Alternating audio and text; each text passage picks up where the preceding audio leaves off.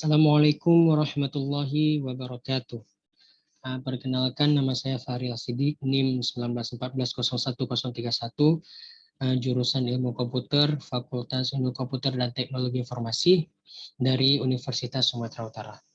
Nah, tujuan saya membuat video ini adalah untuk memenuhi tugas kecakapan antar personal, ya, dan juga saya akan membahas tentang teknik cornering pada MotoGP. Baik, langsung saja. Di sini saya akan membahas 4 hal. Itu yang pertama, apa itu cornering. Yang kedua, apa yang harus dilakukan sebelum cornering. Yang ketiga, bagaimana cara melakukan cornering atau tekniknya. Yang keempat adalah jenis-jenis dari cornering. Baik. Yang pertama, apa itu cornering? Jadi, cornering itu merupakan teknik dalam melahap tikungan dalam kecepatan tinggi. Untuk melakukannya, maka rider merebahkan posisi badan dan motor hingga menjadi miring. Nah, pembalap MotoGP sering melakukan teknik ini. Nah, wajar saja jika dalam MotoGP yang kecepatannya itu bisa melebihi 350 km per jam, jika ingin berbelok itu harus memiringkan motor. Yang menjadi pertanyaannya adalah bagaimana cara seorang rider tersebut bisa tidak terjatuh saat memiringkan motor. Nah, jadi itu bisa dilakukan karena adanya gaya sentripetal yang akan saya bahas beberapa saat lagi.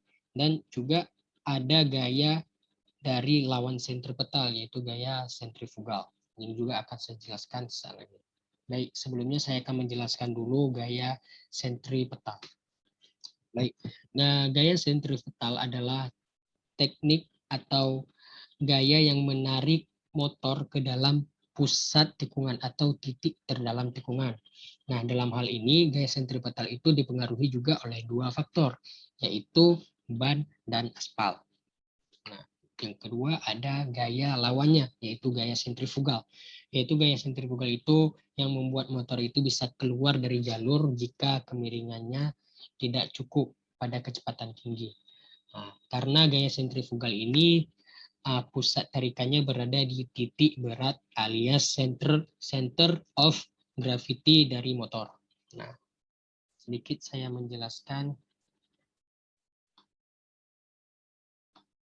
Ya, nah yang di sini adalah gaya sentripetal dan yang ini adalah gaya sentrifugal.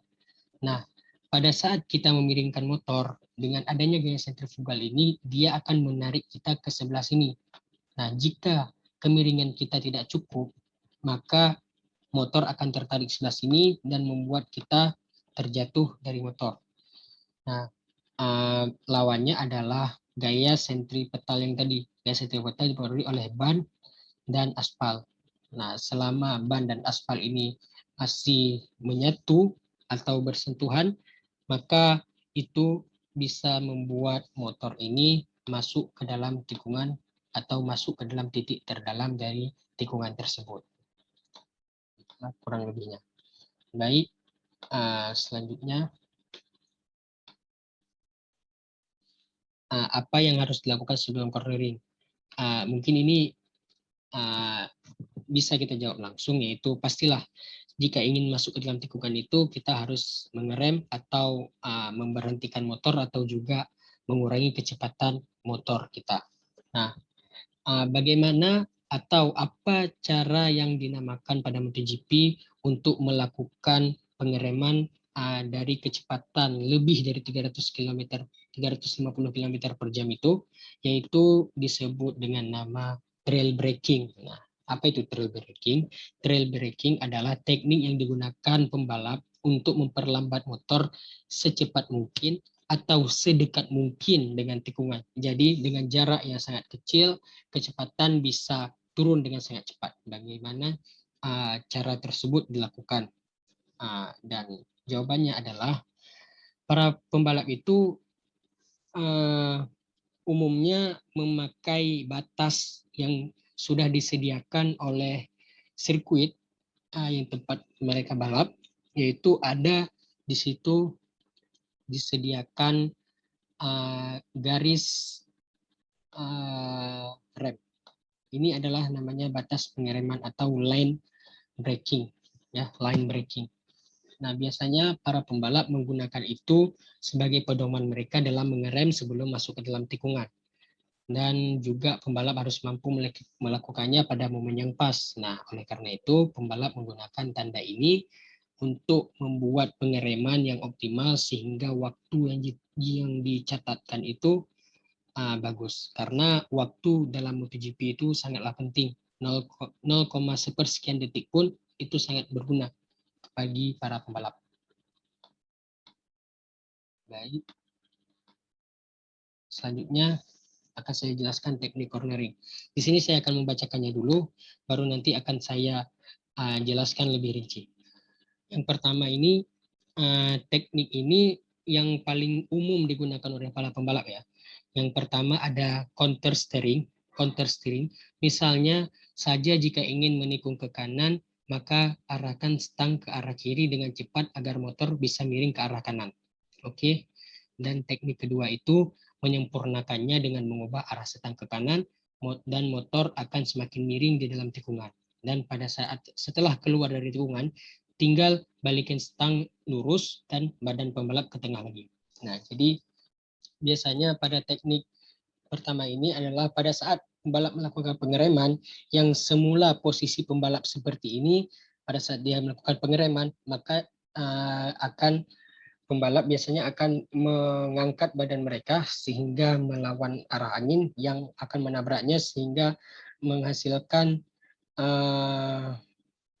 pengurangan kecepatan itu lebih cepat. Nah, pada saat itu pembalap akan dengan cepat memindahkan setir ke arah kiri selama ban belakang mereka terangkat. Kenapa ban belakang mereka terangkat? Karena pada saat pengereman di 350 km per jam tersebut sangat besar kemungkinan terjadinya ban belakang itu terangkat, walaupun tidak besar. Nah, disitulah bisa pembalap mengatur posisi ban belakang tersebut menjadi lebih stabil. Nah, pada saat itu pembalap ini melakukan setir ke arah kiri dan sehingga motor mereka miring ke arah kanan. Jika sudah miring ke arah kanan, pembalap juga dengan bersamaan memindahkan titik tumpu atau berat badan mereka ke arah kanan supaya terdapat keseimbangan yang pas pada saat menikung. Maka tidak heran ketika pembalap itu ingin masuk ke tikungan kanan misalnya, dia akan mengarahkan badan dia ke arah kanan seperti ini dan setir ke arah sedikit ke arah kiri. Nah, pada saat sudah agak miring, maka dia akan masuk ke tahap kedua ini. Pada saat sudah agak miring, masuk ke dalam tikungan, dia akan sedikit demi sedikit masuk lagi membelokkan setirnya ke arah kanan. Pada saat dia ingin menikung ke kanan. Nah, jadi semakin dia menikung ke kanan ini, semakin dalam sampai dengan keluar tikungan. Pada saat keluar tikungan, langsung biasanya para pembalap itu akan menegakkan motor mereka, meluruskan setir dan badannya yang taji ke arah kanan akan ditempatkan lagi ke posisi tengah. Baik. Pada teknik cornering juga tingkat kemiringan ini dipengaruhi oleh beberapa faktor, misalnya radius pada tikungan. Jadi semakin tajam tikungan tersebut, kemungkinan menikung, kemungkinan kemiringan juga akan semakin miring. Dan juga ada kecepatan motor dan juga kekuatan grip antara ban dan aspal. Nah, jika ada yang bertanya apa itu grip, grip itu adalah daya cengkram antara ban dan aspal. Baik, yang terakhir ada jenis-jenis cornering. Sebenarnya jika kita ingin bahas teknik atau jenis cornering ini ada banyak dia. Ada yang namanya new old school, ada old school, ada juga body out. Nah, tapi di sini saya akan membahas yang umumnya dilakukan oleh para pembalap. Ya, yang pertama ada knee down. Sesuai dengan namanya, knee down adalah teknik dalam melakukan cornering di mana melewati tikungan dengan cara merebahkan motor semiring-miringnya atau sampai lutut mengenai aspal saat melakukan tikungan. Nah, dengan kecepatan seperti ini biasanya dengan kemiringan seperti ini, biasanya akan sangat mudah bagi lutut untuk terkena aspal saat melakukan cornering. Nah, ini juga teknik yang sering digunakan oleh legenda hidup MotoGP, 9 kali juara dunia, yaitu Valentino Rossi. Ya. Jenis yang kedua ada elbow down. Nah, dalam teknik ini akan membuat pembalap menjadi sedekat mungkin dengan permukaan aspal. Tak hanya itu, lutut dan sikutnya pun ikut bergesekan dengan aspal karena gaya berbeloknya. Tentu saja dengan teknik ini akan membentuk sudut yang sangat tajam. Nah, teknik ini juga biasanya dipopulerkan atau lebih sering digunakan oleh Marc Marquez, ya, 8 kali juara dunia. Dia menggunakan teknik ini karena memang kecepatan yang bisa dihasilkan sangat cepat, sehingga kemiringannya pun akan menjadi semakin tajam, ya. Jadi sehingga membuat sikunya itu bergesekan dengan tanah, dengan aspal. Yang ketiga ada shoulder down. Nah, sebenarnya shoulder down ini tidak selamanya dilakukan oleh pembalap. Nah, karena dipengaruhi juga oleh beberapa faktor. Yang pertama, ada yang namanya curve. Apa itu curve? Nah, di gambar ini, curve itu yang berwarna putih merah tersebut. Yang bernama putih merah itu. Itu dinamakan dengan curve. Dan kenapa saya menyebutkan curve?